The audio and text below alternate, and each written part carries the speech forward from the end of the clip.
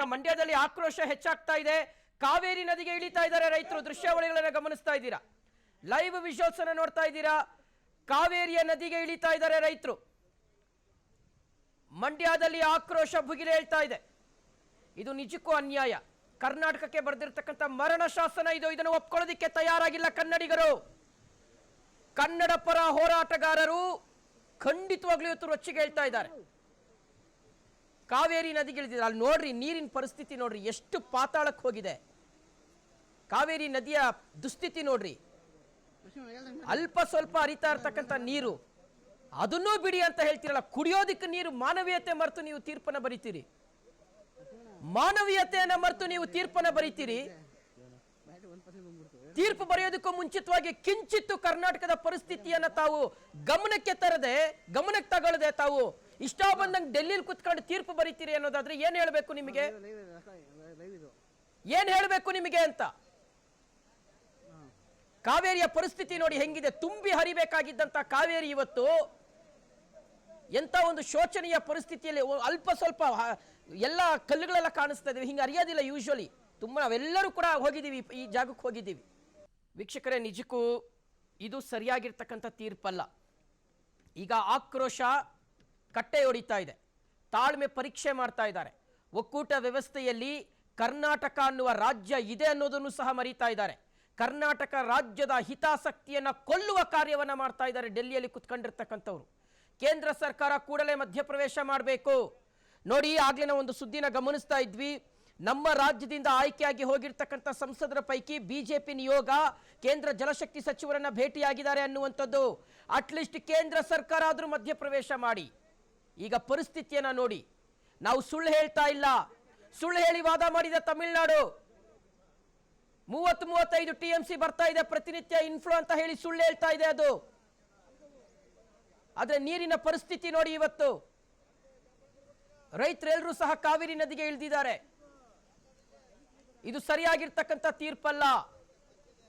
ಆಕ್ರೋಶ, ಕನ್ನಡಿಗರ ತಾಳ್ಮೆಯನ್ನ ಪರೀಕ್ಷೆ ಮಾಡುವಂತ ಒಂದು ಕಾರ್ಯ ನಡೀತಾ ಇದೆ. ಮಾನವೀಯತೆಯನ್ನ ಮರೆತು ದಯವಿಟ್ಟು ತೀರ್ಪನ್ನ ಬರೆಯೋದಿಕ್ಕೆ ಹೋಗಬೇಡಿ. ಕುಡಿಯೋದಿಕ್ಕೆ ನೀರಿಲ್ಲ. ಇವತ್ತು ಬೆಂಗಳೂರಿಗರು ಅಕ್ಷರಶಃ ಒಂದು ಹನಿ ನೀರಿಗೂ ಪರದಾಡಬೇಕಾಗುತ್ತೆ. ಮುಂದೈತೆ ಮಾರಿ ಹಬ್ಬ. ಕಾವೇರಿ ನೀರನ್ನ ಅತಿ ಹೆಚ್ಚು ಕುಡಿಯೋದಿಕ್ಕೆ ಬಳಕೆ ಮಾಡ್ಕೊಳ್ತಾ ಇರ್ತಕ್ಕಂಥದ್ದು ನಾವು ಬೆಂಗಳೂರಿಗರು. ನಾವು ಈ ಒಂದು ವಿಚಾರವನ್ನ ಖಂಡಿಸಬೇಕಾಗಿದೆ.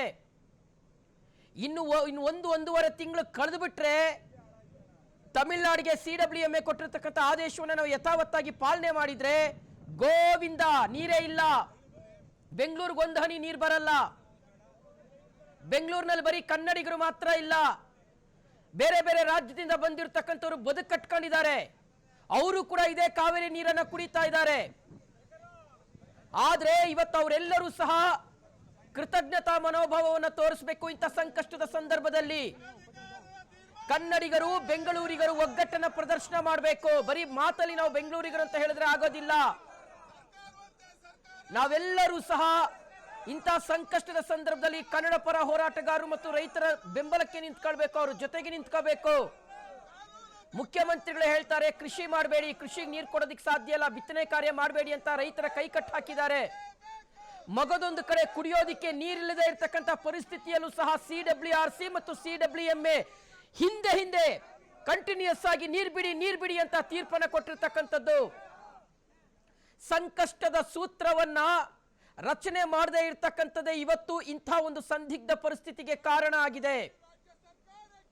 ಶ್ರೀರಂಗಪಟ್ಟಣದಲ್ಲಿ ಕಾವೇರಿ ಮಾತೆ ಸುತ್ತುವರೆದು ಹರಿತಾಳೆ ಶ್ರೀರಂಗಪಟ್ಟಣವನ್ನ. ಇಡೀ ಶ್ರೀರಂಗಪಟ್ಟಣವನ್ನ ತನ್ನ ಒಡಲಲ್ಲಿ ಇಟ್ಕೊಂಡಿರ್ತಕ್ಕಂಥದ್ದು ಕಾವೇರಿ.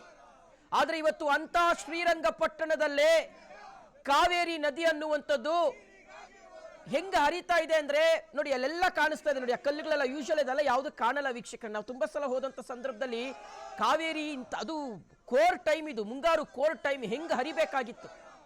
ಆದ್ರೆ ಇವತ್ತೇನಾಗ್ತಾ ಇದೆ,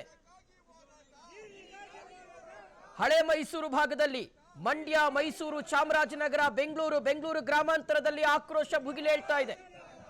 ಎಲ್ಲ ಒಂದು ಕಡೆ ನಿರೀಕ್ಷೆ ಇತ್ತು, ಆಶಾಭಾವನೆ ಇತ್ತು CWMA ಮೇಲೆ. ಯಾಕೆಂದ್ರೆ ಈ ಹಿಂದೆ CWMA ಯಥಾಸ್ಥಿತಿಯನ್ನ ಕಾಪಾಡಿಕೊಳ್ಳಿ ಅಂತ ಹೇಳಿತ್ತು ಒಂದು 15 ದಿನದ ಹಿಂದೆ.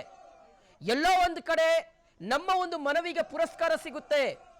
CWMA ನಮ್ಮ ಒಂದು ವಾಸ್ತವ ಸ್ಥಿತಿಯನ್ನು ಅರಿತು ಅದ್ರ ಕಡೆಗೆ ಒಂದು ಗಮನವನ್ನು ಕೊಡೋದರ ಮೂಲಕ ಒಂದು ತೀರ್ಪನ್ನು ಕೊಡುತ್ತೆ ಅಂತ ನಾವೆಲ್ಲರೂ ಸಹ ಆಶಾಭಾವನೆಯನ್ನು ವ್ಯಕ್ತಪಡಿಸಿದ್ವಿ, ಇಟ್ಕೊಂಡಿದ್ವಿ, ನಂಬಿಕೆನ ಇಟ್ಕೊಂಡಿದ್ವಿ. ಆದ್ರೆ ಆ ನಂಬಿಕೆ ಇವತ್ತು ನುಚ್ಚು ನೂರಾಗಿದೆ. ಮೇಲಿಂದ ಮೇಲೆ ಕರ್ನಾಟಕಕ್ಕೆ ಅನ್ಯಾಯ ಆಗ್ತಾನೆ ಇದೆ. ಸುಪ್ರೀಂ ಕೋರ್ಟ್ನ ಫೈನಲ್ ವರ್ಡಿಕ್ಟ್ ಇಂದ ಹಿಡಿದು ಈ ಕ್ಷಣದವರೆಗೂ ಸಹ ಕರ್ನಾಟಕಕ್ಕೆ ಎಲ್ಲೋ ಒಂದು ಕಡೆ ನೋವಾಗ್ತಾ ಇರ್ತಕ್ಕಂಥದ್ದು ಪದೇ ಪದೇ ಸಾಬೀತಾಗ್ತಾ ಇದೆ.